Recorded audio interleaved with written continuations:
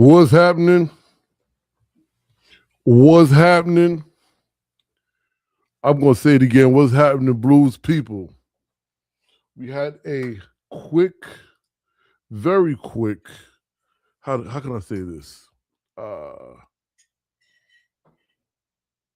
Snafu of technical degrees, but we okay. How y'all doing this Sunday evening? I know we're a little early. We're a lot early, so the energy is much better.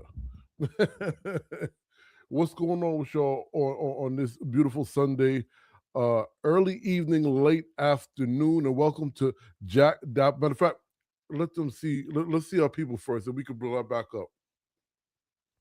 Welcome to Jack Dapper Blues Radio on Sundays. I was gonna say Sunday nights, but we're in the evening now. Remember, this is a conversation. It is to inspire you to take the courses. It is to inspire you to think a little deeper about whatever part of your story you're looking to document, and hopefully giving you all, if nothing else, seeds that birth and plant and grow tools. Today we're talking about the great identity debate. Okay, and if y'all hear me, if you don't hear me,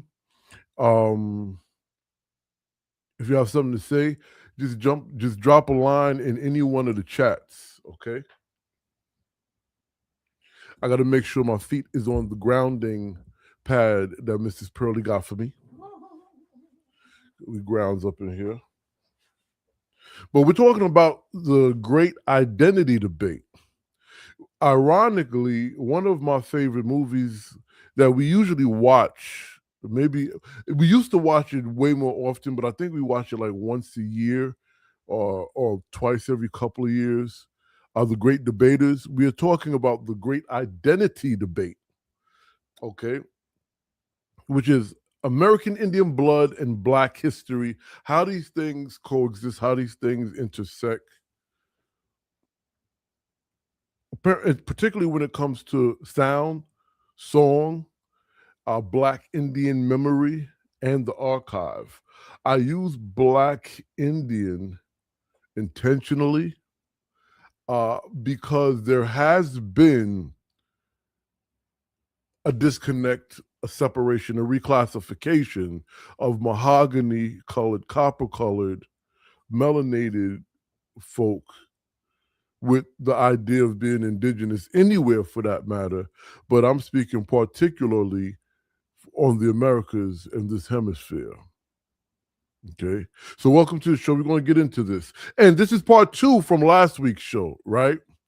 And last week's show, we got a little deep. Hopefully, we get in deeper today. All right, go ahead, bring that up, bud.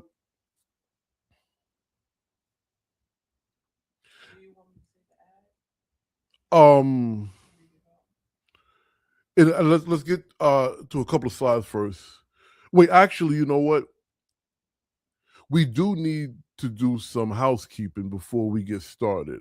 So go ahead, read a couple of read off some real quick before we get started, please, Mrs. Pearly. I'm sorry about that. Hey, good folks.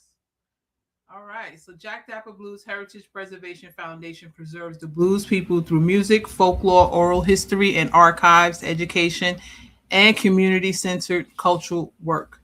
If this broadcast speaks to you, support the work through membership, donation, sponsorship, underwriting, or course enrollment. Help us preserve the blues people one story, one song, and one archive at a time. Right. Oh, yeah, baby. Oh, yeah. Look at all the great stuff we have, guys. Oh, yeah. All right, bring that up, buddy. We're not just about talk over here. We're about action. Oh, yeah, big time action. Big time. All right. So we started last week, right? But this week, we're talking about the great identity debate, American Indian blood and Black history. I think y'all know who we are already, right? Thank you all for joining us. So last week we stopped at song, sound, and the American Indian presence. And that is exactly where we're picking up tonight.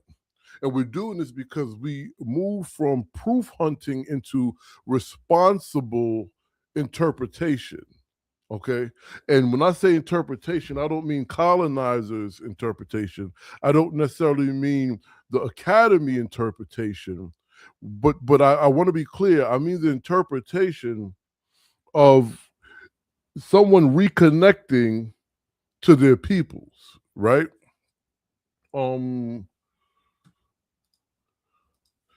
So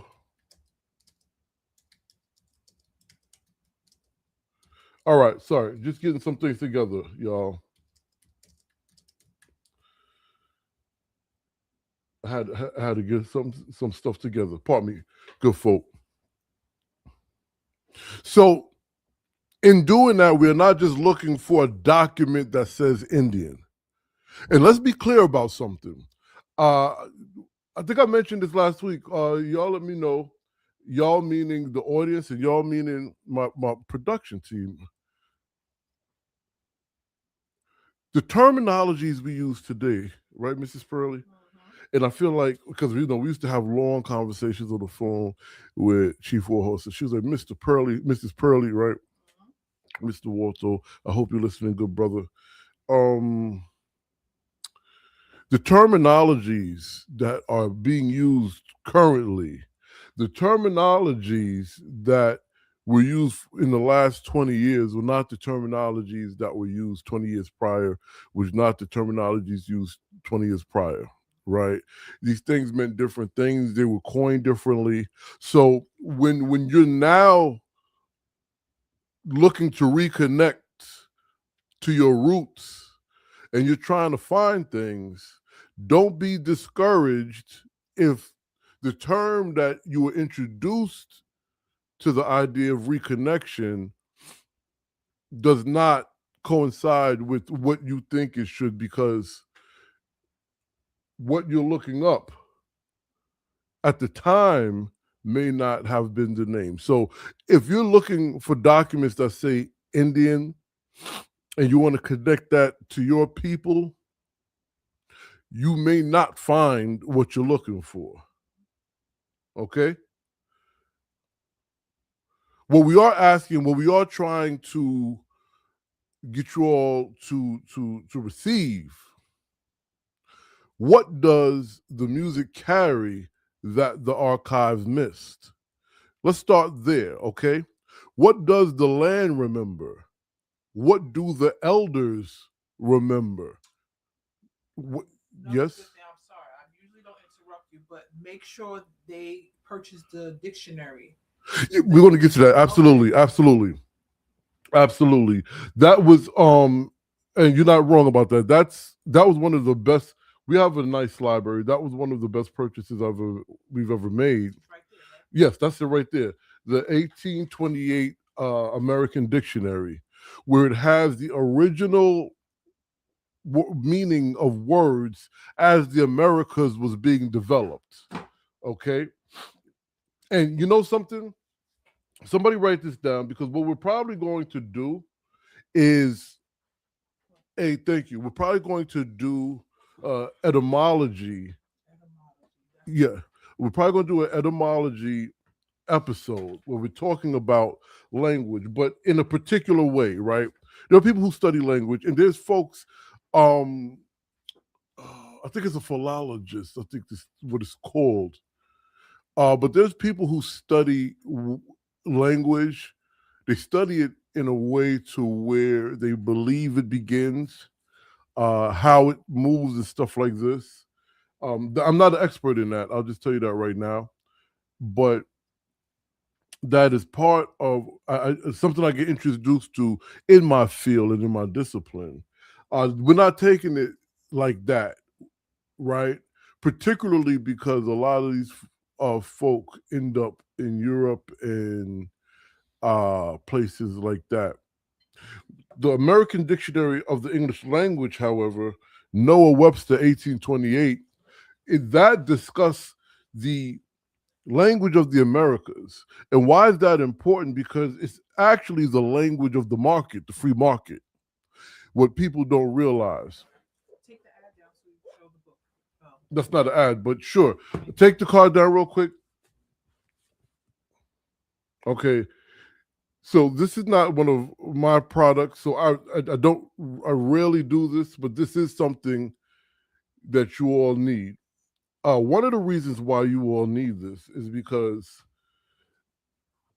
there are terms and words, there are classifications and categories that you're being placed under, and you have no idea what it really means.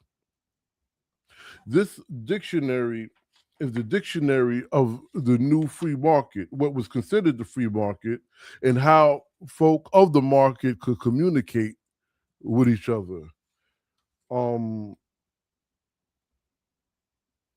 And ironically, it speaks about the Declaration of Independence of July 4th, 1776, as most of you know. It speaks about many formulations, foundations, and things that happen on this continent, on the Americas, but how it had to interact with the global market, okay? This is something that is very important, not just to what we're talking about here, but to a lot of the things that you want to know. Actually, it's very important to the prison planet, right? And we're going to be speaking about marronage and things like this. All right, bring that back up, but it's too, bring it back up. I'm just putting this on the floor because it's too big to put on my desk. So as I was saying, what does the music carry that the archives miss? What was that? Oh, okay.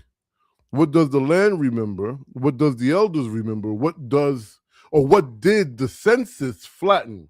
Remember about the census. The census is very important in what we're talking about. What did the courthouse misname? What did the song preserve?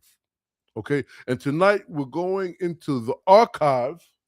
And remember, okay, I'm gonna have to let me put this link up for y'all. I usually have Mrs. Pearlie or the young Pearlie put this up, but go to that link to register for our next information seminar. We did one last Thursday. It was great. It was wonderful. The next one is July 2nd, right? Yeah. Thursday. And that's going to talk about blues people, music, and folklore, as well as the Black Junk program we have. At 3:00. Yeah. The reason why that's important, and the reason why I bring that up now, because we're essentially talking about the development of the archive, the use of the archive, and what really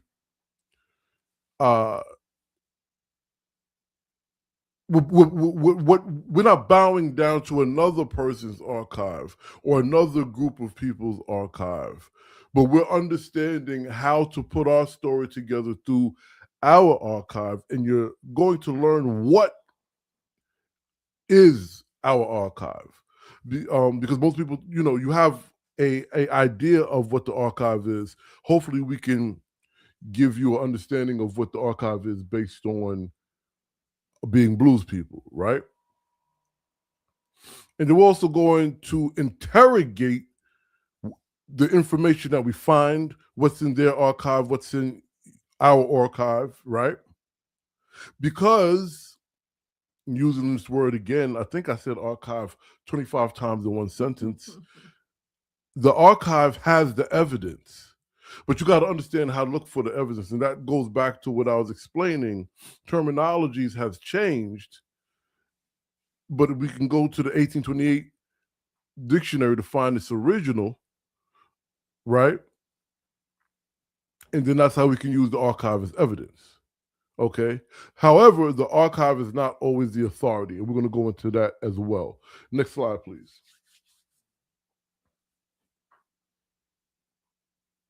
So tonight's core framing, we are not, and now let me be clear, we are not here to turn every Black person into an Indian. Every Black American or is not an Indian, and every Black Indian is not African. And you're not an African denier. Well, yo, no, I don't give a damn about that. Sorry, no, I got to be real. As some of you may have heard, I was referred to as an African denier. I find that hysterical. Exactly. I necessarily don't want to debate that, but anyway, we'll get into that another time. I think it's a funny story. However, even though we're not here to deny Africa, and we are not here to erase the imprisonment of melanated folk throughout the diaspora. Things happen, but how it happened wasn't necessarily disseminated in a way that was truthful to the people who are victims of the prison planet. Okay. And I don't care to claim something that we can't prove. However, I want to be very clear to you all when I say this. I don't care for you to tell me who you think I am. And I don't care for y'all to tell other melanated people, other mahogany and copper colored people who you think they are. What's up, bud? What did Courtney say? What estimation? Oh, peace, good sister.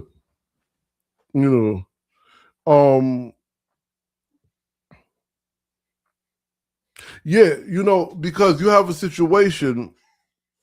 You have a situation where there's an internal war, but I understand why it's happening, right?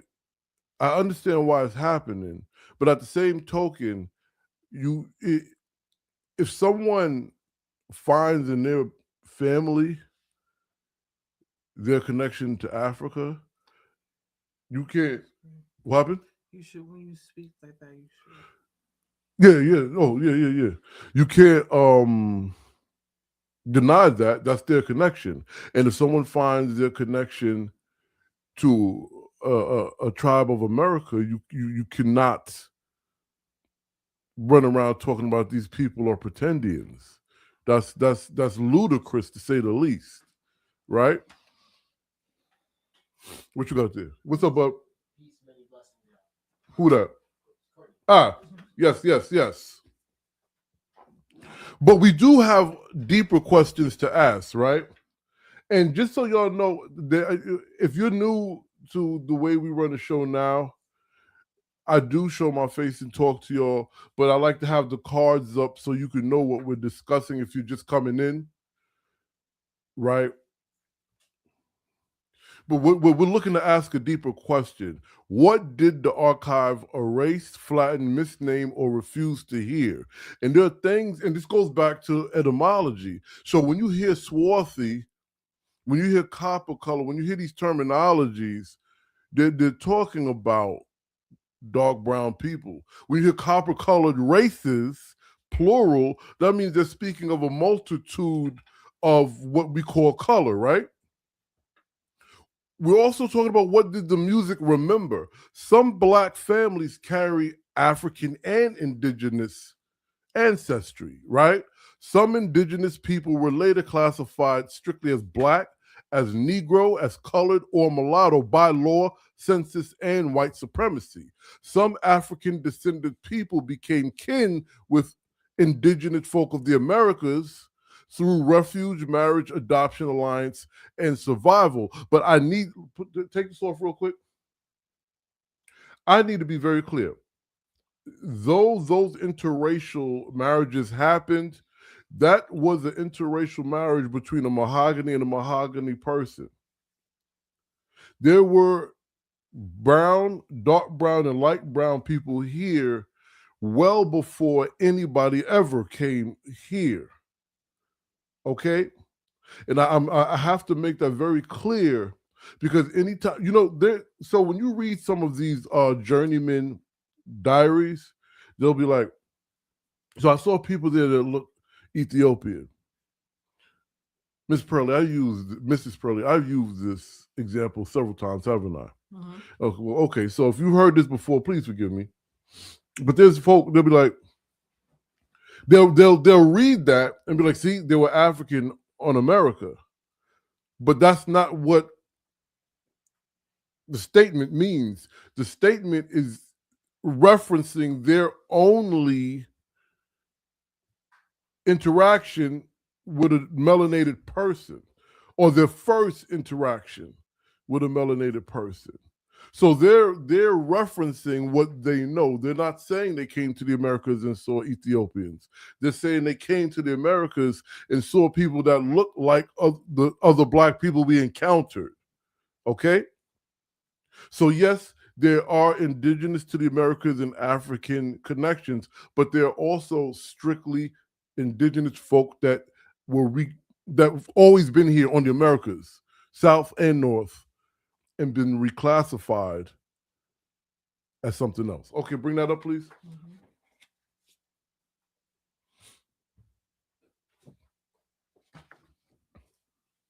Okay, so now this conversation tonight, and also you can check out, we did a master class with the Honorable Miss Phoenix Moon and Brother Ish, and we had a great panel. You can find that on our YouTube channel as well, okay? So tonight's conversation is not just about the blood, it's about the power. Who had the name, or who had the power to name us? Who had the power to erase us? Who had the power to classify, reclassify? Who had the power to sell our images? Because that's really a big part of it. The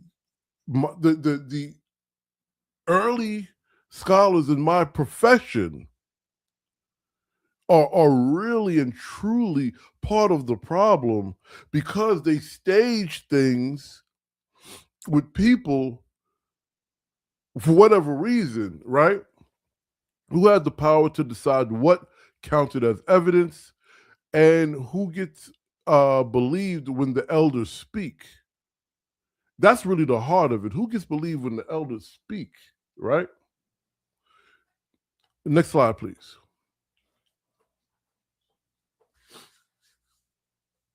Yes? Courtney Black said it's the Etymological? Yeah, etymological confusion. Yes, thank you for the book, Brett. It's critical that we understand the labels placed on us to understand our history. I agree, referencing what they know.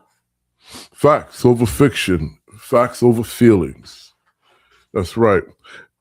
And you know, I have to say, the one thing that I love to do and I love to participate in is learning new terminologies, new things to read.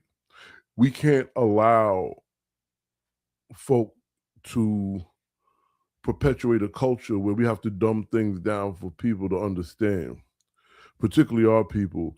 We need to be at the forefront of the assist and contributions of lifting our people up. And one way to lift our people up is vocabulary and literacy. Okay? So now, where we left off when it comes to sounds, songs, and American Indian presence, last week, that is, we named some songs and Indians directly. We gave some artist biographies who carried indigenous ancestry, right? So, you know, something like how can I put this? Some sound worlds sit on indigenous land and Black labor geographies, okay? Some routes, rivers, counties, and migration paths tell us something the official archive did not preserve clearly. You know, when I say that, I think of, oh dear, bless the dead, Miss Selby from Renniesville, Oklahoma. I love Oklahoma.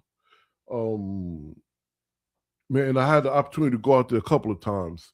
Tulsa, but I was able to drive out to Renniesville the first time I went out there, and I went back to the blues festival at the Oklahoma Blues Hall of Fame.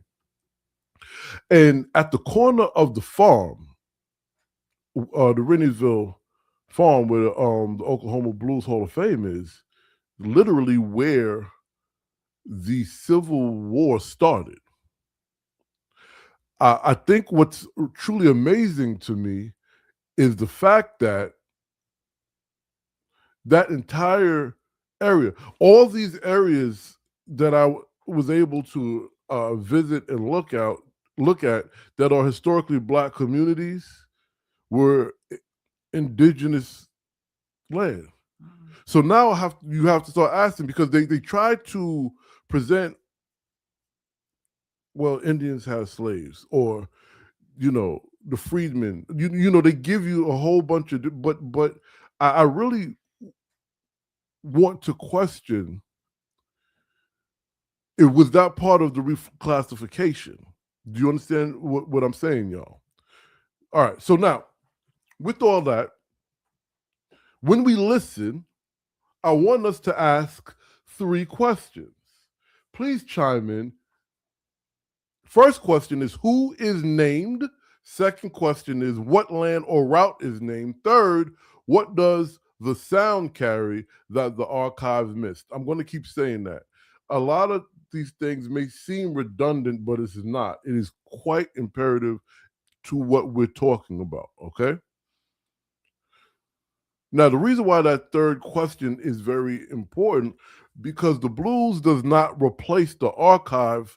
The blues, well, let me be clear. The blues challenges their archive. The blues is and always have been our archive. Let's be clear right now. So when I say it does not replace the archive, the blues has always been the blues people archive. That's our archive. Mm-hmm. But it challenges their archive. Okay? That's why they have interpreted and reinterpreted it to the best of their ability to go in line with their narrative. And that's why we put the story in the proper context. God damn. All right? Mm-hmm. So the blues asked their archive, not ours, because the blues is ours. It asked their archive, who did you leave out? Who did you misname?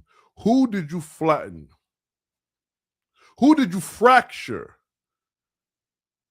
Remember the term fracture. I spoke about it early on in the Prison Planet series. You can go to our YouTube channel, which you're on now, but you can go to it and find a Prison Planet series. I'll talk about fracture there, okay? Who did you refuse to hear, okay? These are the questions the blues asks their archive, meaning these are the questions our archive asks their archive. And the goal tonight is not to force everyone or every song into Aboriginal, some people call it, Indigenous, some people call it Afro-Indigenous, we tend to say, origin story. The goal is to listen more deeply and ask what the music remembers. Because when you ask what the music remembers, because the blues is our archive, when you ask our archive particular questions, you're going to get your answers. Next slide, please. Any questions, statements, just jump in, y'all. Again, the archive is evidence, right? Now, when I say not always authority, because we got to understand the concept of the academy, the concept of what authority means and where. Our archive is evidence and authority. Story, my grandmama, my mama, my daddy, granddaddy, uncles tell us, that's the story you tell our children, that's authority. Because these are the stories that are passed down through the generations. But archive as evidence, not always as authority, is not talking about the blues people archive. It's talking about when we go look at their archives to connect the dots, which we should and we do. It is evidence, but not always authority, because we have to also decode, understand what's left out, okay? So here's one of the core ideas in this situation. A document can be real and still be very wrong. That's why I say mama's words, grandmama's words. How about this? Better yet, great, great, great, great grandmama picture. Auntie silence. Okay?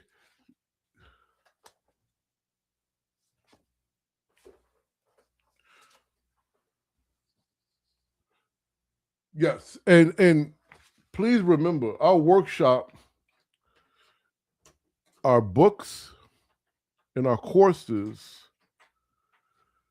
train in understanding or finding documents or material. I'd rather say materials, because documents could be real, but they could still be wrong. So then, if documents are wrong, how do we find what's not only real, what's in the proper context? Is multiple materials you got to look through and find and check out. It could be it's not simple, but a usual example, it could be a quilt, right? Or shit, part of my language, y'all, it could be a little bag that I saw in my grandpa's bag, the bag he carried, and that my wife saw in her grandmother's bag, that we come to find out was a mojo bag. But when we was kids and seeing these things, we didn't know what it was. Nobody really talked about it. Silence speaks. Memory speaks as well. So the document could be real but still wrong. Document meaning something tangible, but the intangible is not only real, it's correct. All right? Does that make sense to y'all? And that's why you should take our courses. A census can be official and still be incomplete. Okay? I was talking, I think, to a family member, and I was talking to a cousin, and they were telling me they were going through the census, and it was humorous yet confusing to them to see our ancestors in a house that was black and white in the time that blacks and whites couldn't even be, on the same train car, right? But see, this is when you have to understand language and why it's incomplete. Because if you remember in the beginning of this program, black, Negro, white, mulatto, all these terms mean indigenous, right? To the Americas. So you could have a situation where you think your ancestor is what we believe or to understand to be white right now, but they were white in the 1800s, meaning a black person that was part of an indigenous tribe. Okay. A racial label can be recorded and still not tell the truth of a person, which is what I just explained, right? A song title can be historical and still be hateful. We don't need to get into that. You already know what that's about. A family story can be undocumented and still worth investigating. Okay? I tell y'all all the time, the conversation in my household and in my grandparents' household, and when I ask certain questions as a kid, this is what you have to investigate. Sometimes you have to go on your own to investigate. You take the cryptid information that you receive from family members and understand something. Your people ain't playing you. All right? There was a time when, it's still now, but there was a time then particular information could get you lynched. Secrecy and quiet kept you alive. There was a time if you did not reclassify and say, yes, I'm a Negro, you could die. If you said, no, I'm Choctaw, Chickasaw, whatever you belong to, okay?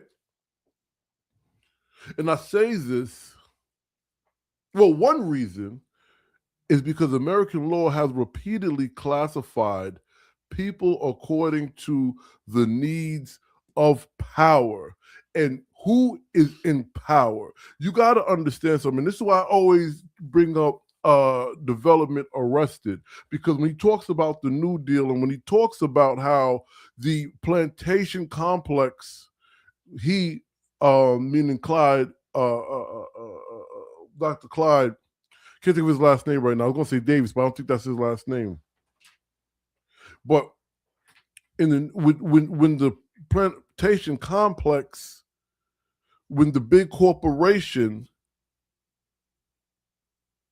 was trying to take the land from the people, they pitted the poor white or modest white farmers against the black farmers, because they were working together against the big system. So what ends up happening?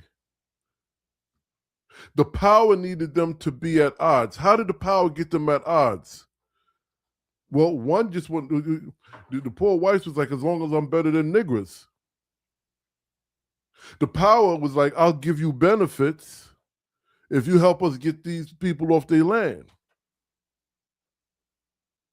Another example, I bring this up often. I spoke about it last week.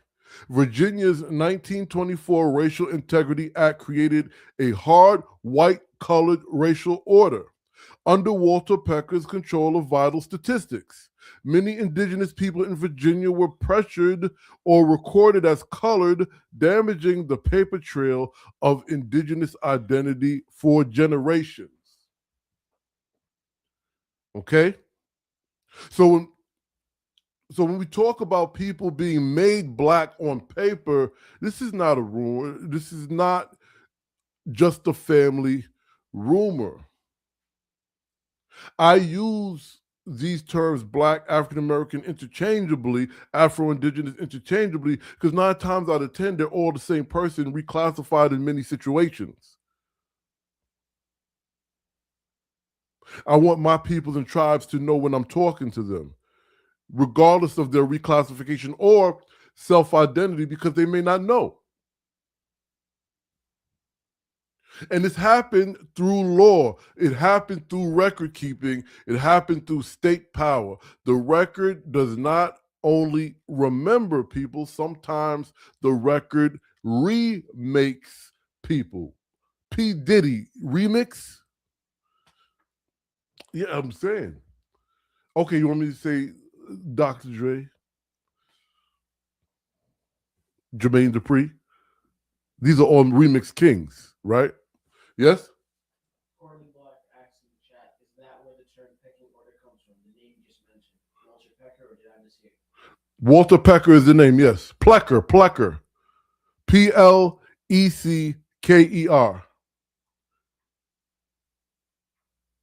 And what is the term Courtney's asking? Is that where it comes from? What term? The name you just mentioned. Yes. Yes. Yes, it does. To my understanding. Right? Well, if they want to hear a lot of the stories, they could check out the African American Folklorist magazine. The African American Folklorist magazine is a home for Black folklore, Black cultural memory, oral history, music, fieldwork, family stories, and community scholarship. Subscribe, become a member, submit your work, and support a platform where Black people tell our stories on our own terms. Exactly what you were just saying. Exactly. And, not for nothing, let me look at my tribe, but, and thank you for that, Mrs. Pearlie. Not for nothing, I get pushback for using the term African American. And I have to be very clear in saying this is the space for those of us who are classified as such, those of us who was raised as such, even if we were of the loins and bloodlines of, you can name any Mississippi, Louisiana, South Carolina, Virginia, Tennessee tribe that's indigenous to the Americas. Here is where what I'm talking about and anything that has to do with what we've come to know as the Black American experience will live. Okay, bring that back up. Slide 4. Yep. So now with that, again, record keeping, state power, right? Records don't always remember people, and the records remake people. So when we go into the archive, you have to understand not to throw anything away, okay? We never want to throw anything away when we go into the archive because it's still evidence. Even if it's wrong information, it can really give us a starting point, right? We also do not treat it like God, but we do ask, who made this record? If y'all been following me for all these years, I've been doing this, you know, who did this? Who wrote this? Who they write it for? You know, how did he get to go down into the bowels of the South and ask questions? Next, that's coming up. All right? Yeah, thank you. So I'll run these questions real quick. Who made this record? Why did they make it? Who had the power? Who was being described? And that's something else, y'all. When it comes to etymology and when it comes to descriptions, you need to really pay attention to who was being described, who was being mocked, and not just who was being erased. Because you may not know who is being erased because if it's not in the information, right? But who's being described and who's being mocked. And when you start looking at what the terms that are utilized for description means, you're going to start finding yourself, right? Let me do something real quick. I'm not going to go too. Mrs. Pearlie, as a producer, keeps me on track, but I have to go to the side for a minute. If I can find this real quick in this book. I have many books, but this is South America. Inhabitants are dark, swarthy complexion. Okay. Black or copper colored. I'm looking for something specific. I'll tell you what the book is in a minute. Okay, here we go. Because the 6th and 26th of March, 1602 is when this particular piece by Bartholomew Gosnell was written, okay? And he describes who he sees, and he says, of a black swarth complexion. Okay, this is in Maine. Here we go. Some are fair complexion, some are tawny, Tawny. Tawny, their faces are sharp, their hair long and black. And tawny, like swarthy, is brown or dark brown, okay? This young man remarked that these people were black like the others, that they had shining skin, middle stature, and sharper face, and very delicate bodies and limbs. These are the descriptions I'm talking about, right? Here we go. Take this off real quick, bud. So this is the book I'm reading from. Okay? This is the book I'm reading from. It's called Black People Are Indigenous to the Americas, Research Material for the Inquisitive by Kimberly R. Norton, okay? And remember I used the Ethiopian example, right? here on page 11 from the book right here, okay? And we're going to get to, I mentioned the blues and how the song carries the memory, but I'm going to give you a little bit more. Matter of fact, those of you who are listening, DM and or put in the chat if you don't mind it being public. But if you don't want it to be public, send me privately your email. I have a document of songs and blues musicians, and this is just a starter kit, that are either known and fully indigenous or connected to it and hasn't particularly been proven for multiple reasons. But they have songs that are title and topics based on what we're talking about. All right. And I can send you that document. We'll get into that later. So it goes, the complexion of these people is black, not much different from that of the Ethiopian. Did you hear the language? They didn't say they were Ethiopians. They said not much different from that of the Ethiopian. Their hair is black and thick and not very long. It is worn tied back upon the head in the form of a little tail. So you know what that sounds like to me, right? It sounds like their hair is like this, right? Right? Okay, you can bring that up because we're about to go to the next slide in a second. That's right, Frosty. So now, who is being erased? Who is allowed to speak? Who was allowed to speak? And who was being spoken over? That is the difference between reading the archive and being ruled by the archive. Let's go to the next slide.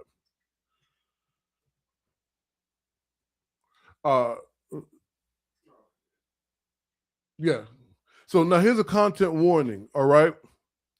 Before I show this image, I want to let you know that this is a racist sheet music from 1896, okay? I'll say it again. I want you to know what we're about to look at is a racist piece of sheet music from 1896. It contains anti-black language, menstrual language, and degrading caricature, okay? I'm not showing this to repeat the violence, and let me be very clear. I usually don't even give this disclaimer, but we are in a sensitive time, but we're in a moment of sensitivity for multiple reasons, okay?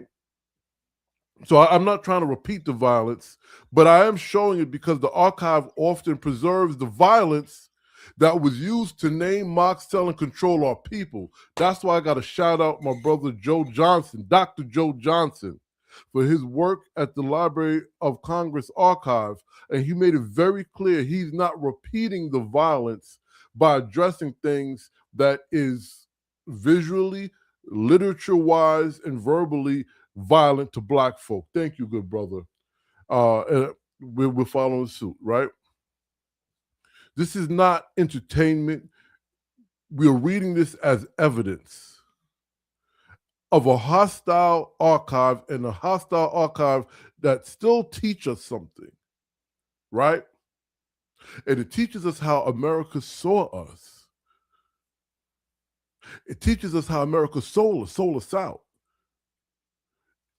It teaches us how America misnamed us. It teaches us how pop culture participated in racial control. I'm going to do a Dr. Umar say this 3 times. It teaches us how pop culture participated in racial control. It teaches us how popular culture participated in racial control. And the reason why that's very important, because right now it's the same thing happening. And y'all don't even know you're looking at menstrual versions of yourselves. And you dancing to it. So as we look at this document, please remember something. This document is not telling us who our people were. It is showing us how America learned to misname our tribe. Bud, bring up the next slide, please. That nasty little copper-colored coon. Lord have mercy. So, before I begin into this, let me just tell you how this is so much to unpack, right? Coppered color, coon in the same sentence lets you know that exactly they're calling an indigenous person the same term they call a Negro. Okay, let's be clear. Let's be clear what we're looking at. Okay, so now the sheet music was published in 1896. It uses the phrase coppered color and it uses an anti-black slur. It turns racialized person into a caricature, a joke, and a commodity. Now, like I just finished saying, copper colored is what we need to be paying attention to the term, because that's a very important terminology, because historically copper colored language has often been used to describe what we call indigenous. Some people like to say mixed race. Some people use the term native. And there's people that are starting to use the idea of racially ambiguous, right? Or people whose appearance disturbed the black-white category America wanted to enforce, which is very, very interesting, because copper-colored races, like I said in the beginning of our broadcast, indicates they're talking about a multitude or spectrum, if you will, of colors, right? However, and one of the reasons why I got this dictionary, y'all, it sure is. That's right. One of the reasons why I got this dictionary, y'all, because the dictionary of 1828 has the term copper color in it. Okay? You know what, Mrs. Pearly, while I'm talking to the people, look it up for me and then hand it to me. It's copper color in it. Okay? But in this play, in this musical, copper color is not being used to honor the identity, even though today, like the N-word, it's been used, reframed, and rebranded to honor the identity. Here it's not honoring, okay? It is being used to mock, to sell ridicule. I told you all about coon shouting. Adele is a coon shouter, a current modern day coon shouter. We'll talk about that another time, okay? So this racist sheet music belongs to the world of minstrelsy and commercial popular culture. Popular culture was one of the places where racial categories were repeated, exaggerated, mocked, and sold, essentially indoctrinated into the culture. All right? So when we see the phrase copper colored attached to an anti-black caricature, we should not read it as neutral description. This should be telling you who and what they're talking about and the connection. Okay? The idea that they sold us of a indigenous person would not be given the name coon. Let's just say, let's just be real. I'm sorry. My DNA don't let me not just say what I got to say.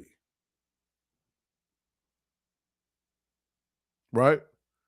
We have to read this as a part of a racial marketplace. Remember what we're talking about this evening. And again, the music plays such an important part of this. Why do you think people try to detach themselves from the blues at the turn of the century in the mid-50s and 60s, even though they were playing blues? The blues people I'm talking about. Why do you think the other people were so mad they couldn't be part of it? Now, why do you think now they're saying they're trying to keep it alive? You got to understand that matter of fact, I have a book over here by, I can't think of her name. but it's called In Search of the Blues. White Faces, Black Spaces, I believe the name of that book is. Right? We're going to find out right now. I'm going to...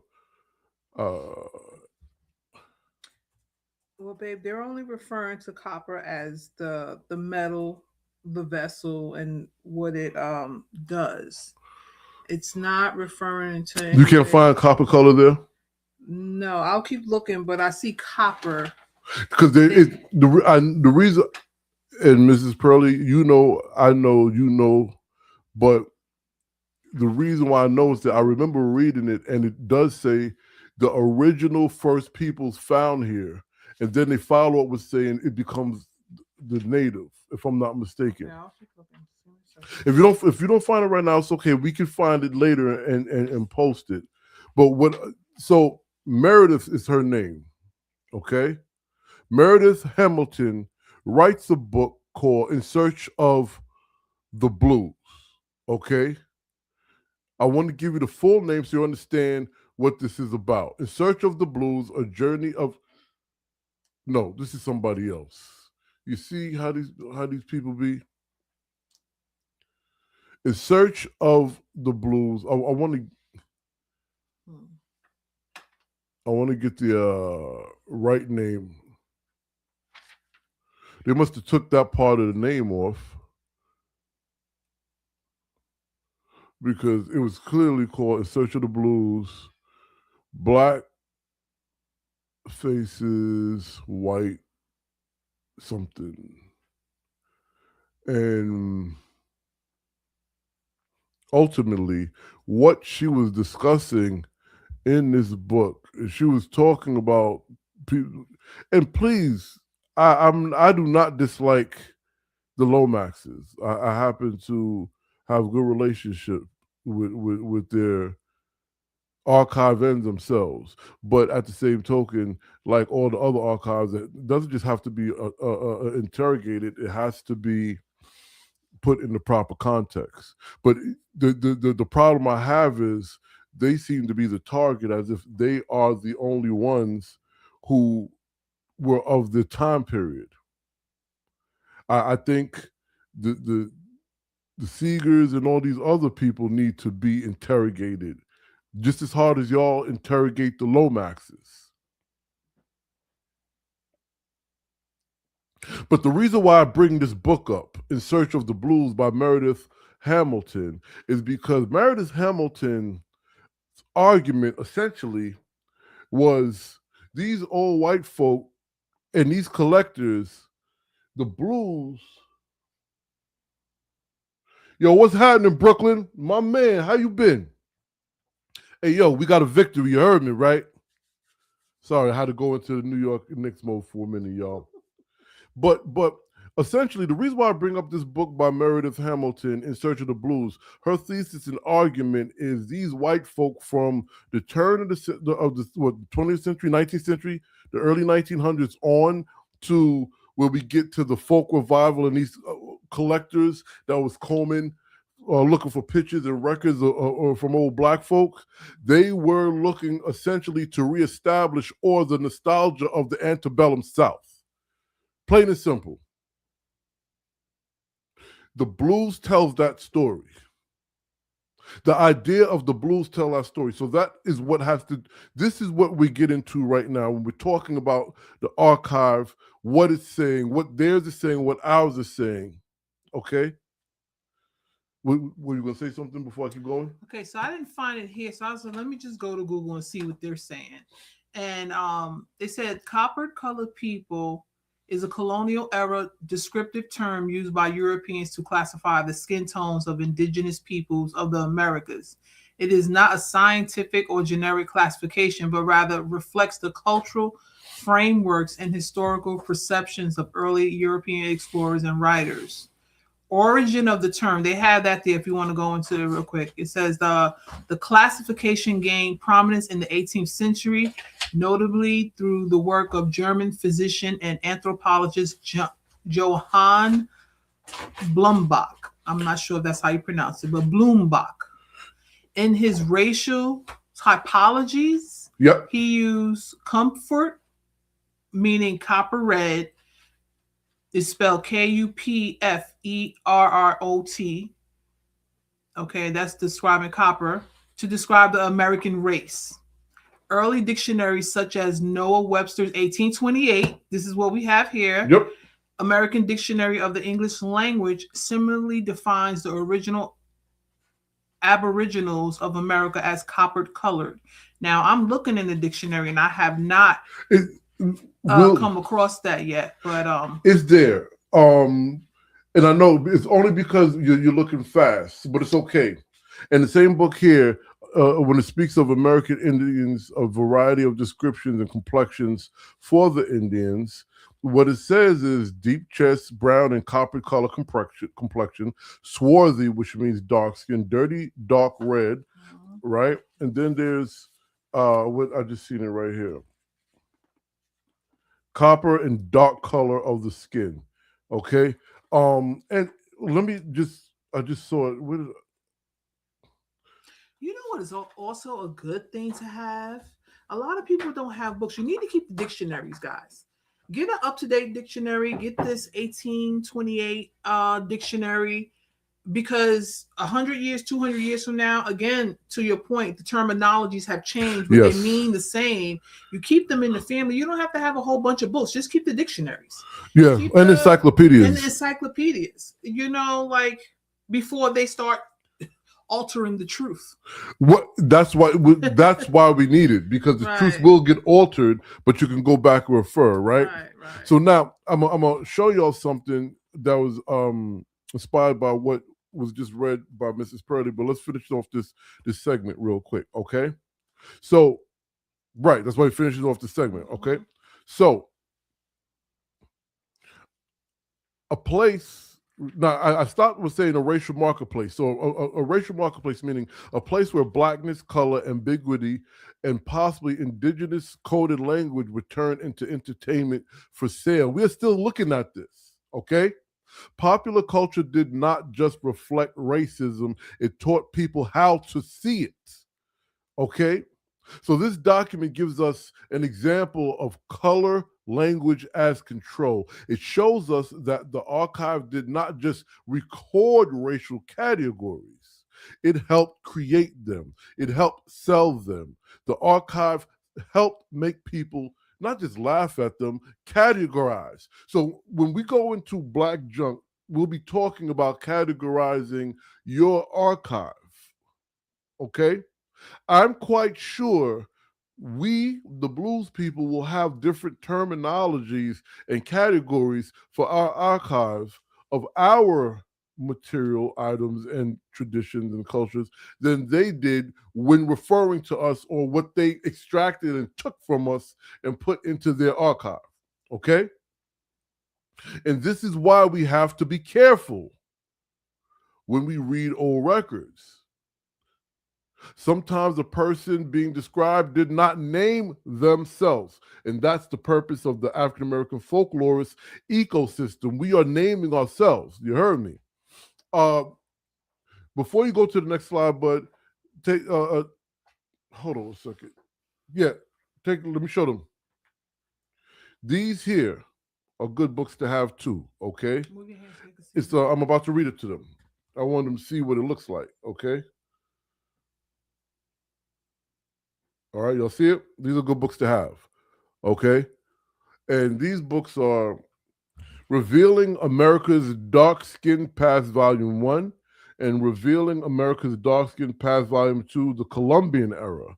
And it's by Red Silver Fox Thunderbird, okay? And I'll read you what's on the back so you get an idea. An American Deceptions Revealing America's Dark Skin Past Volume 1 is a trailblazing depiction of the lesser-known history of America's dark-skinned indigenous people, now referred to as African Americans and Afro-Latinos. Y'all know about the, what do you call it? Taino, right? And you got, see, we're going to, hopefully we get into this in a second, because there's the Taino. There is the Maroons, right?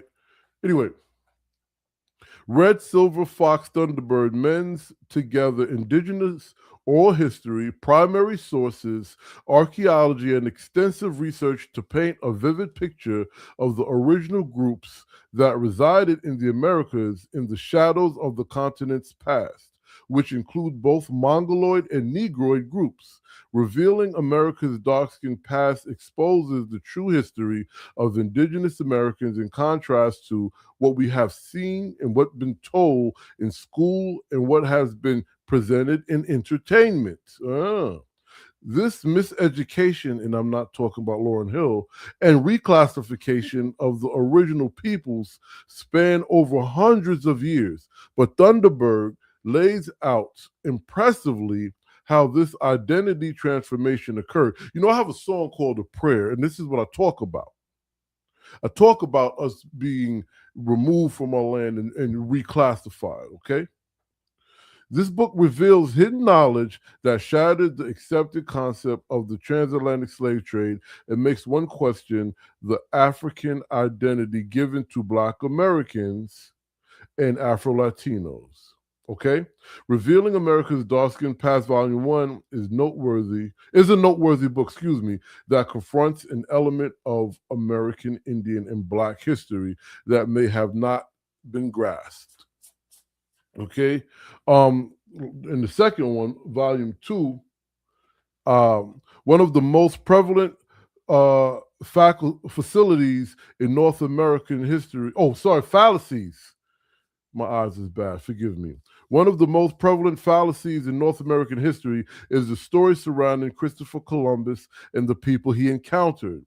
It is interesting to note that early 20th century history was stating that Christopher Columbus was trying to prove that the world was round. However, late 19th century historical writing on Columbus, not school textbooks, make no mention of this revelation. They do, however, tell in great detail of the carnage that took place on the islands during Columbus's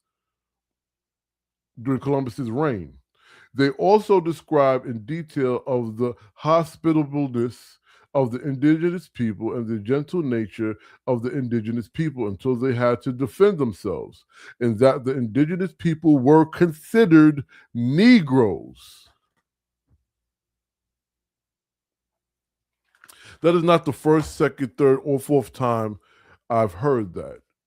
I'm sure you've heard that too. A lot of y'all heard that you had Indian in your family. We talking about this tonight because more than likely you did.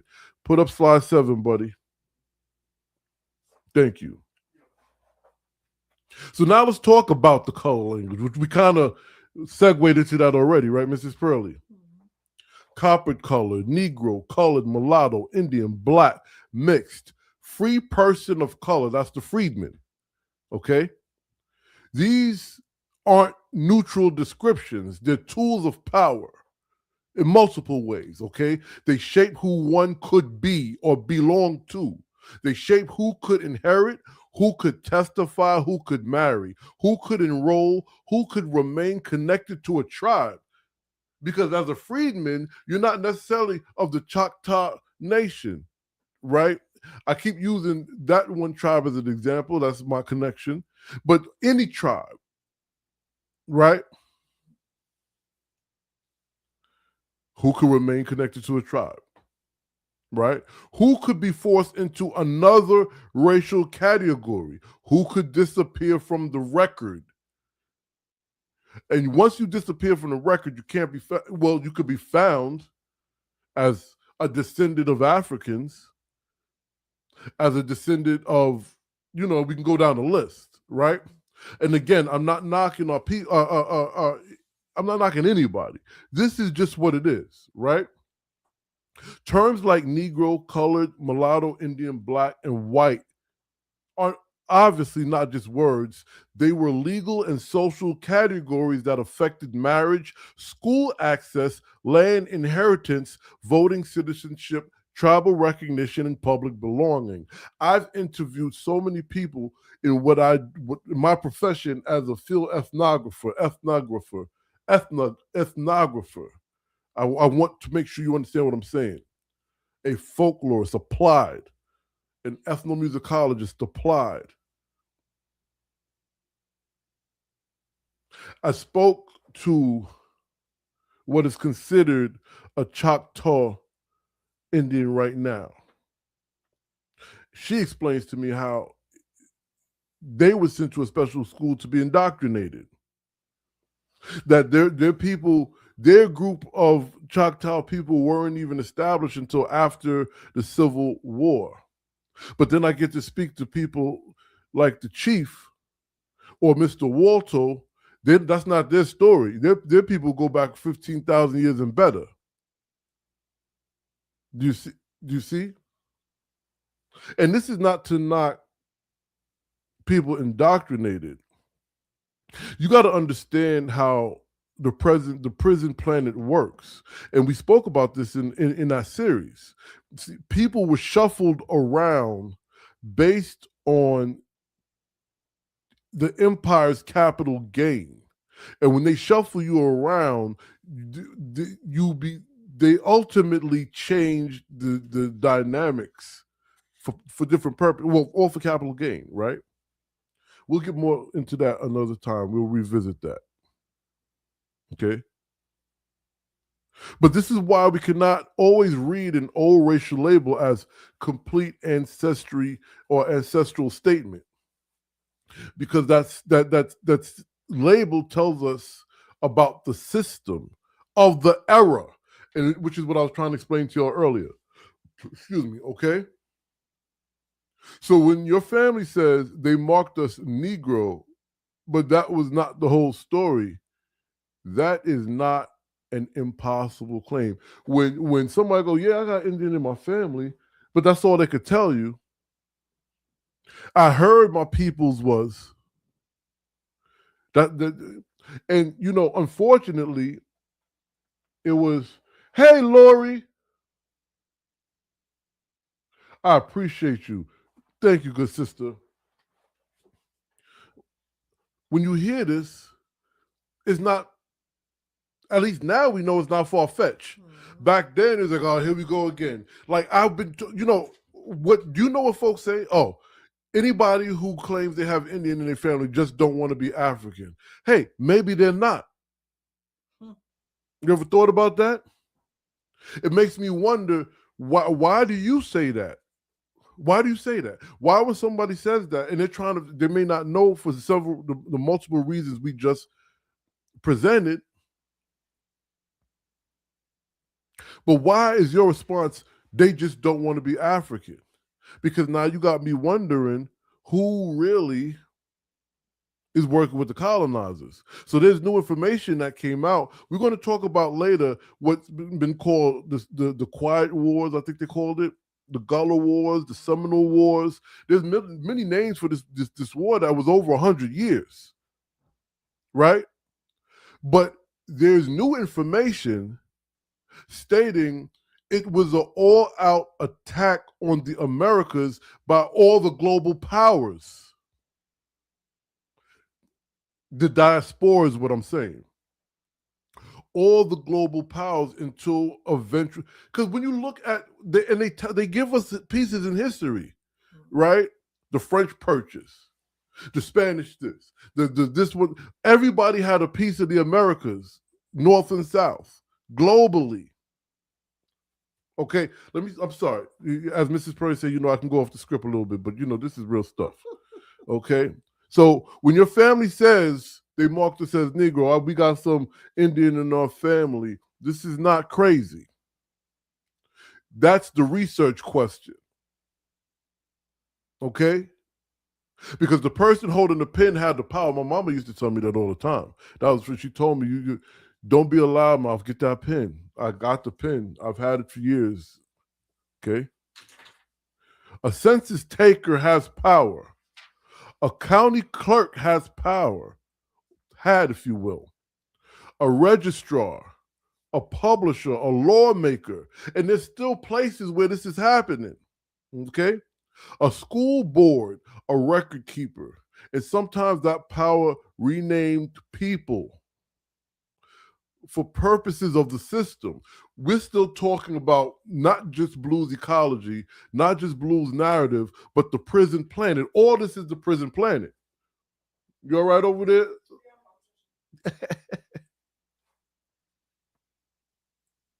Again, so tonight, I want to say this carefully.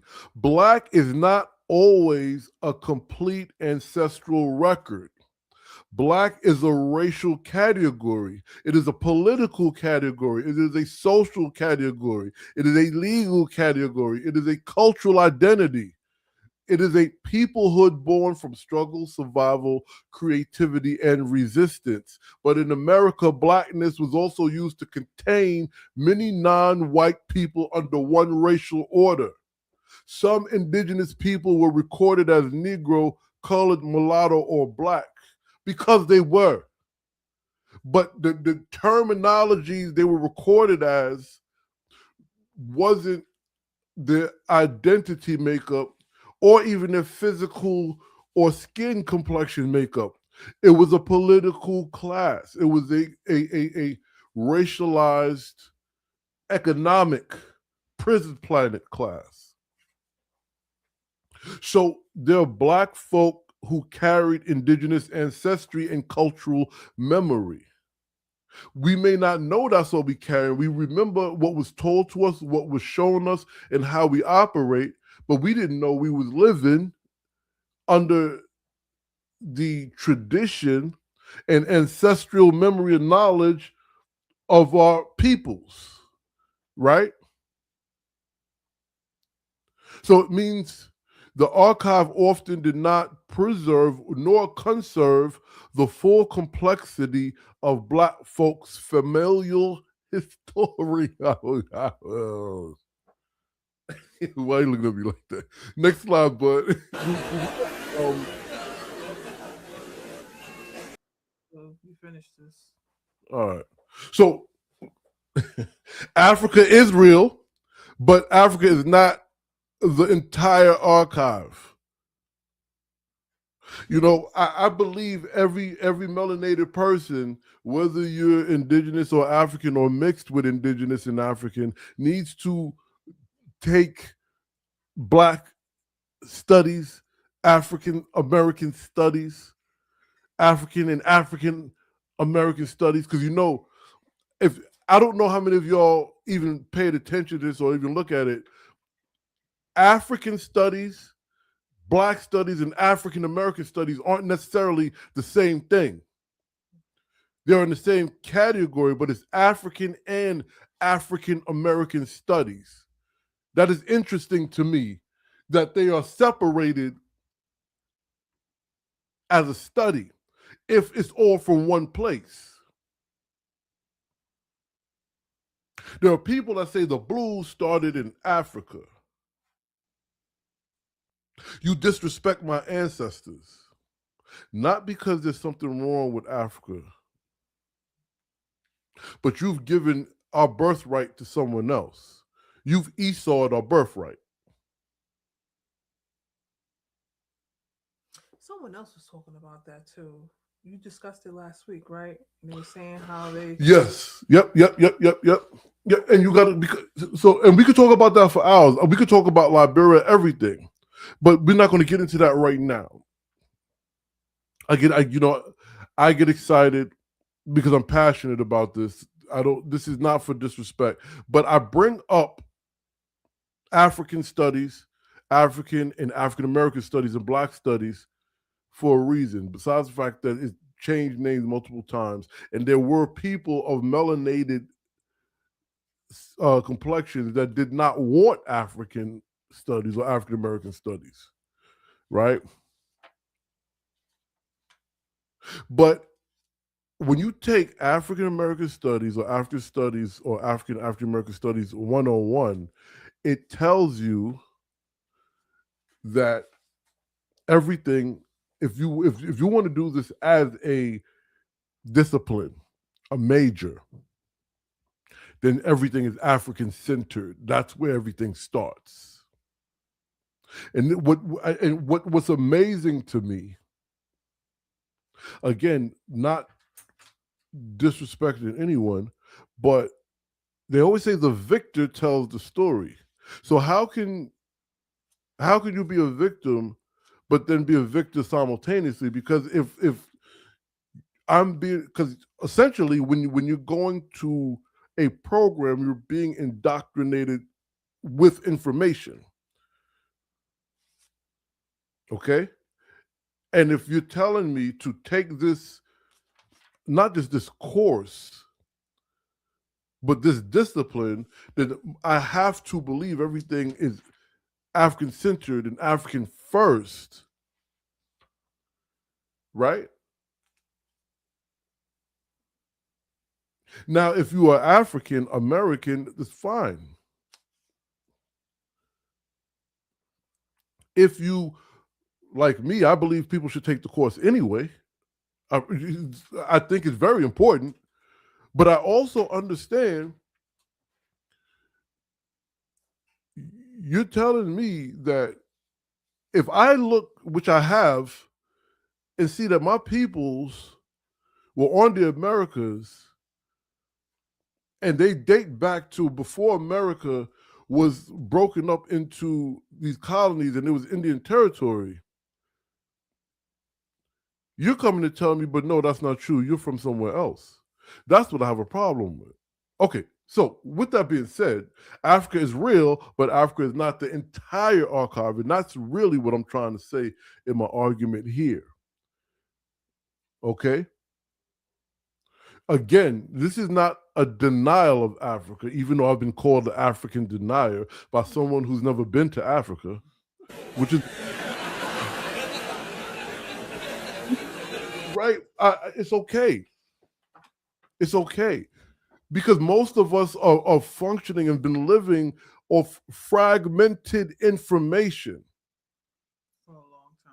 A long time. The prison planet ain't no joke, brothers and sisters. And understand something. Take that down for a second. Understand something. I'm saying brothers and sisters right now. I'm talking to your soul and heart. I don't care what your complexion makeup is. The fragmented system has disrupted us so much. It doesn't matter what color you are. 9 times out of 10, you have no idea where you're coming from. Some people do. Okay? What we're trying to do here is give you a stepping stone to start looking into it. I'm not trying to convince you you are one or the other, both, whatever. That's not my concern. That's the concern for us. But as I talk to you, the passion comes out because it's also a lived experience. Okay? It's in your notes. Okay. So bring that back up. Hey, yeah. Do you want me to say it? Go ahead, say it, please. The goal is not to make blackness smaller. The goal is to make the history bigger. Yes, that's right. What we're doing here. That's right. Okay. That's right. Clap it up for Mrs. Pearly. All right. So now, Thank you. Some people say that the transatlantic slave trade didn't happen. Okay. There's a lot that people say, right? I'm going to tell you, things didn't happen the way you were told, but there is a global industry that sold people and sells people. The prison planet. Okay? So I'm not even going to get into, we're not talking about transatlantic slave trade right now. Okay? We're not denying it either. No, we're not talking about that. And we're definitely not denying African descended people. Okay? We're not denying you. I'm not denying anyone. What we're discussing specifically is Black history in the United States. This is not denying African survival, African memory, African spirituality, African rhythm, African genius, or African presence in Black American culture. Because it is not only real, it is ingrained. When you hear people talking about the marriage between the African prisoner of war and the indigenous either prisoner of war or threat to the colony, you think they're talking about what we've been told to be indigenous people juxtaposed to Africans. But we're talking about two groups of people that look similar from different places that did marriage or marry tradition. So when you think about talking about mojo and hoodoo and all of this stuff, when we think about the entity at the crossroads, Papa Legba, when we think about Ifa and all these different things and the Orisha, we do have to understand there is a cultural soup, if you will, on not even just on the Americas, or in the Caribbean. Okay, so we are connected in multiple ways. Okay, but the point I'm really making again is that Black history in the United States was shaped inside a racial system that often collapsed many non-white peoples into broad categories. Do you understand? Okay? That means Blackness in America is both a peoplehood and a political category, which definitely carries African survival, but it also contains indigenous peoples' tradition, survival, and humanity, and actual material beings that were renamed. Does that make sense? And the indigenous ancestry of the darker races was hidden. And you can see that around the planet. Doesn't matter where you go. In the Philippines, you can see this, right? In Egypt, they broke off the noses. Exactly, right? Yeah. So Black Indian or Afro-Indigenous families whose histories were too complicated, and I'm being polite when I word it that way, because it's not that it was too complicated. There was an intentionality with the misrepresentation and reclassification. So when I say Afro-Indigenous, it's not just African and indigenous mixtures, right? I'm talking about American tribal people who were made Black by law, by census, by white supremacy, and by the racial order of America. And we also have to remember something very interesting. The term Black has nothing to do with our complexion. Black had to do with a poor group of people. So who you consider white-skinned now initially were Black. And who you considered Black skinned now, those of the elite status were considered white. These were status quo claims. Okay? And this is what we're talking about with we say these terms meant something different. And then being applied to yourself, you fall in line or in category with its original definition. You understand what I'm saying? Hey, thank you, Brooklyn. Thank you. My man, appreciate you. So, with that being said, some were African people who became kin with indigenous. Some were indigenous people who made who were made Black folk on paper. And the difference is those indigenous people, like most of us, become African American. on paper. Some carried histories too complicated for senses, and it's not complicated for senses. Okay? I can't be, I'm trying to be politically correct, but the reality of the situation was it's not complicated for senses. It was written the way it was. We have to understand what it is meant. It's complicated for us now as we receive this information because we were told one thing all our life, and then we're reading this information with the terms that meant something different when it was documented. So the complication doesn't come from what they were doing. They knew what they were doing. The complication is us trying to understand what the hell was going on. They were reclassifying us, the prison planet, the plantation ledger, the plantation complex. Next slide, bud.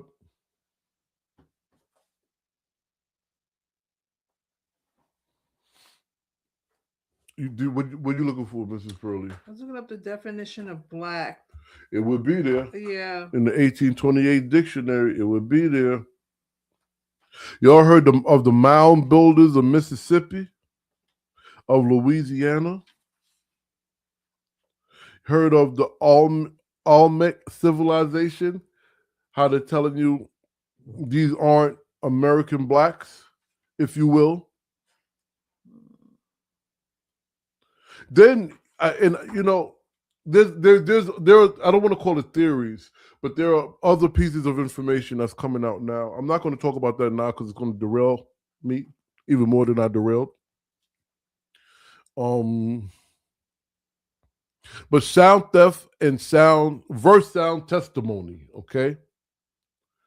So remember we talked about the nasty little copper-colored coon sheet music, right? Now that's part of a larger world of minstrelsy and racist popular entertainment. And I have to just be really clear about something. Minstrelsy was an art form of the entertainment business that allowed black musicians, actors, comedians, and the like to get to make a living. Okay? Now we looked at things as minstrels then, but some of the stuff that we look at as variety shows now fall into the category of what minstrels were then. I guess we don't call it minstrelsy anymore, and I'm not trying to be disrespectful because I'll watch it and laugh, right? But a variety show of today was the vaudeville minstrel show of yesterday. Now, with that being said,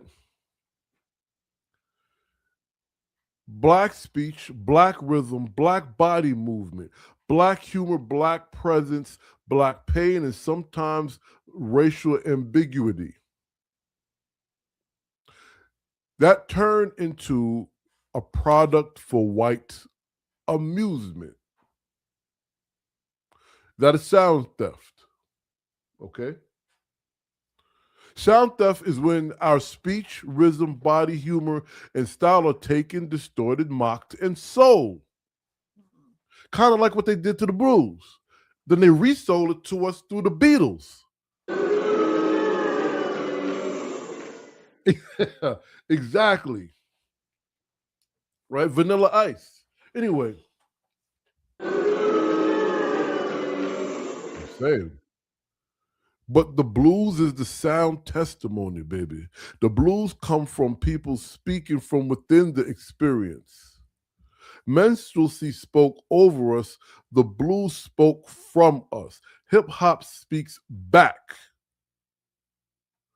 That is the sound trail. The archive gives us the insult. The music gives us the reply. When we listen to the blues, the hollers, the spirituals, the work songs, the ring shouts, the church moan, and the prison song, and hip hop, MCing, b-boying, we are hearing our experience turned entertainment. Sound theft is the entertainment part. Sound testimony is the applicable part. By the way, you can go and see. I did another series. We do series here. Let me see if I can pull this up without making too much noise over here. Well, while you're looking for that, let's just take a promo break. Yes. And if you value the conversation like this, support Jack Dapper Blues through Patreon and our membership platforms. Your support helps us keep producing broadcast, oral history work, Black folklore research, blues scholarship, workshops, and archival resources for the community. Yes, indeed, Mrs. Pearlie. So listen, you could start either with the 13th Amendment, blues, Black folklore, and the Black indigenous roots. Yep, we've been doing this for a while. Or you could start with From Slave Seculars to the Blues. I suggest you start with the 13th Amendment and then take a look at that entire series. What did I label that series under? Okay, I have to label that series. Jesus. Start there and not actually discuss what we're talking about right now. Okay? Next slide, please. Okay, so listen, next slide, bud. So, I want to do, man. All right, listen, we're going to do these next two segments and we'll wrap up from there because we're a little bit over time. But I have to get to these two segments so this show is full circle, and then I'll let y'all know from there what's going on, okay? So from blues to hip hop, Black sound speaks back. And you know, there's somebody we watch. I forgot what her name is, babe, right? Mrs. Pearlie. But she goes, she goes, speak black to me. Oh, yeah. Oh, it's the Black woman, right? Yes. Oh man, I was thinking about her the other day too. Especially, pertaining to the case. Right. So, oh man. Well, check this out, y'all. Did you all see? I got a little video I did yesterday. Not a big video, maybe a minute. And I was talking about, because I was working yesterday morning on this stuff here, some capacity of our research is what I mean when I say this stuff here. And something triggered me, or trigger at this stage, it has a negative connotation. So let me use a different word. Something invoked me to think about, think about last week's show. And in that, I got to thinking about Howlin Wolf, Richie Havens, Old Dirty Bastard, LL Cool J, Flavor Flav, and many others.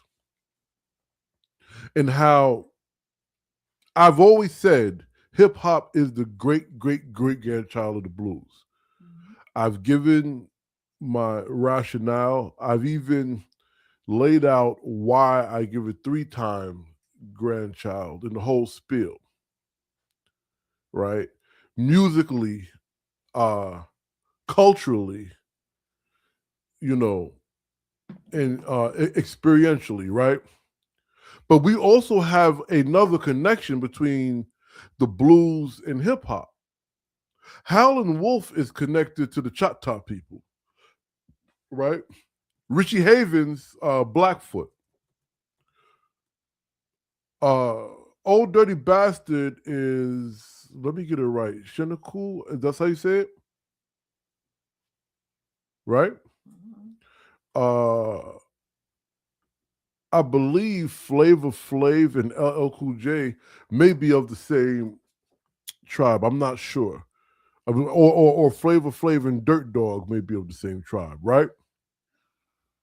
So I'm finding, and we are Choctaw, right? Of living as Black Americans, but the connection of my family, and this is not, I think, right? This is what has been found. But anyway, so music-wise, lyric-wise, culturally, traditionally, and tribally, the connection between the blues and the the blues and hip hop is very telling, right? And I bring that up simply because the idea of our traditional music being the archive, but the people who create the music as well are, if they're still alive, living testimonies. If they've transcended, you can go back and listen to the songs. Again, hey, y'all, give me your email address if you want the document that I'm telling you about that I created connecting what we know of as Black blues musicians of today and yesteryear to the indigeneity and the songs that speak to that. And then those that we don't necessarily have full confirmation, but where they're from and the songs they sing definitely holler the idea of Vicky Dillard. There is Vicky Dillard. Definitely holler our traditions of field hollers and things of that nature. What does it say, bud? Ah, got it. I'm gonna send it to you, good sister. All right, next slide. So, all right, so we're going to stop on this slide, okay? Next week, we're going to continue this. Got it, thank you. But we're going to stop on this slide because this slide, kind of like a record, when you get the record is called like my record, our record is called the African American Folklorists and the Blues field recording.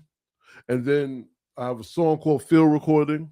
So this episode is called The Great Identity Debate, American Indian Blood and Black History. This segment is The Great Identity Debate. Is about power. So I feel that's good full circle for this week's show. Okay, and next week we'll finish out the information, but we're going to start with this. But I want to go through this first. All right, Sister Courtney, I got your email.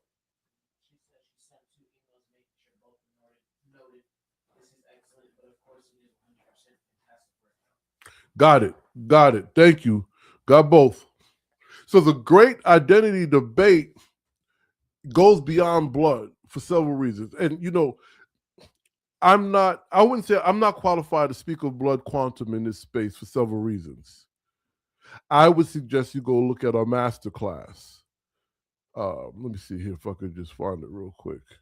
Was that pre-recorded and I uploaded it, right? How dare you not know? I'm sorry. Yep, here we go. I'm not going to play it now, which it almost started playing, but it's called Indigenous, Locating Indian Ancestry, our first master class, okay? And in it, because I'm blind, we first, let me tell you who was actually part of it, if y'all don't mind.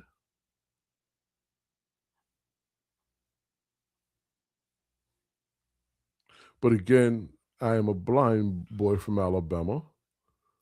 I'm joking. Well, I'm a blind boy, but I'm not from Alabama. Okay. Sorry about that, y'all. So, Masterclass Locating Tribal Ancestry. You can find that at our YouTube channel. the great brother Ishmael Bey, educator and political scientist, the great honorable sister Miss Phoenix Moon, American Indian genealogist, and the great brother Dr. Nolan Fontaine, sociologist and political scientist. Okay? Now, with that, the reason why I'm bringing this up, because they spoke of blood quantum, okay? And you should watch that episode because they are qualified to speak of blood quantum. I am not. So when I say that, I'm saying this debate is not just about blood, but also when you're doing your genealogy and you're sending your DNA, understand you still need to trace the documents and you still need to trace not only the paperwork, but your family's material items. And that could be many things. You can find out what those material items are if you take our Black Archive course, okay? Which is called Black Junk. But the great identity debate is about power. I couldn't help that. Sorry. And that's right. And you got to remember something. This all boils down to the prison planet, believe it or not. It's funny, right? How all these things come together. So I've asked this question before. Who had the power to name us, erase us, classify us, enroll or reject, sell our image? And I yelled sell our image because there's people getting paid off of Robert Johnson's image, possibly Sun Houses. I know a lot of the families have won their war in these people owning the likeness of our blues ancestors, right? Who had the power to say, this person is Indian, this person is Negro, this person is colored, this person is mulatto, this person is Black, this person does not belong, this person needs to go to a reservation, this person needs to go to prison? Who gets to believe when the elders speak? Where is the debate? This is the debate, right? This is the debate. Power, memory, land, music, law, survival, and return. But I want to talk about something real quick. We already know there's a power play, but memory, land, and law. Those three things are very important. Memory, land, and law. There is a law of the land. There is a memory that we have of that law of the land.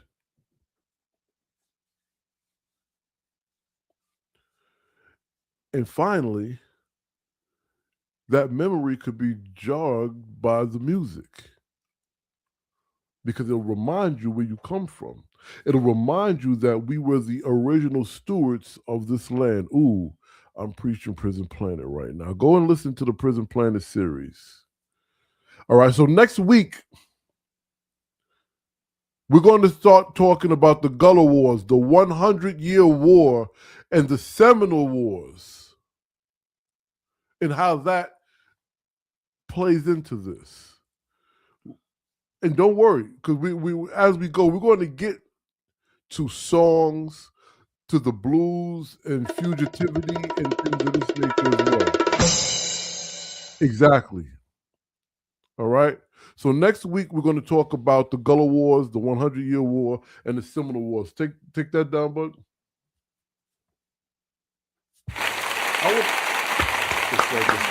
I want to thank y'all for spending your afternoon. Listen, so from this point, as of now, we're going to be at 5 p.m. Next week, I don't know if we're going to be able to broadcast next week. You think we will? Yeah? Sunday? Yeah. All right, so next week will be same blues time, same blues channel. Do you have anything to read to them to let them know how to find, where to find? Look, hey, become a paid member of my Substack. I synthesize all of this stuff there, okay? Mm-hmm. No? We good? Mm-hmm. Oh, get the magazine, please. We do this for y'all.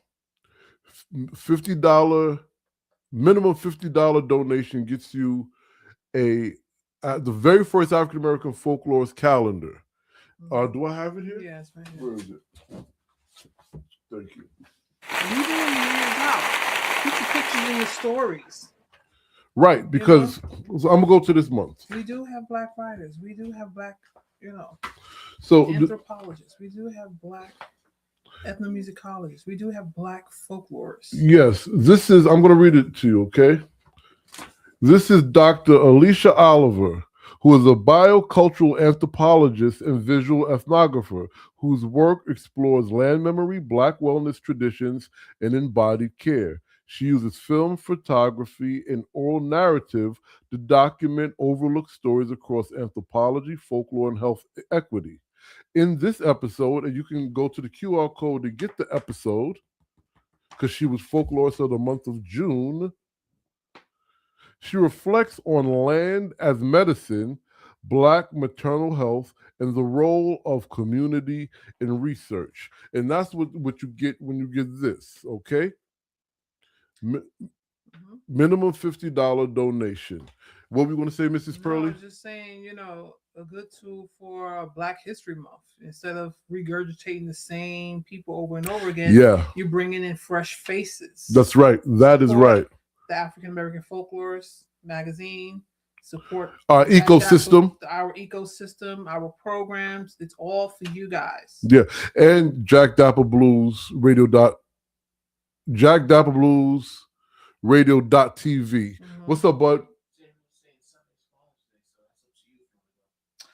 Right. Oh, so okay, listen.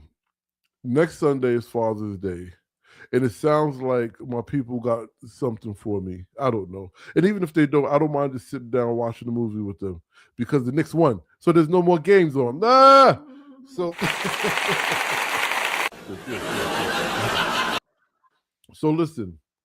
I will have a video. I'll probably put up a video from something from next week, but we won't be live. But a new video will come up more than likely that's right, Brooklyn. A new video will more than likely come up next week at the same time at 5 p.m. Eastern. As of now, excuse me, that's what we're going to be doing, all right? So subscribe, share, comment. Thank you for rocking with us. Have a great week. If you play an instrument, gets to it. If your instrument is a pen, gets to it. That's right. Meditate. Remember who you are, where you come from, and venerate our ancestors because they continue to guide us. We have a story. And we have a story. Take care, y'all.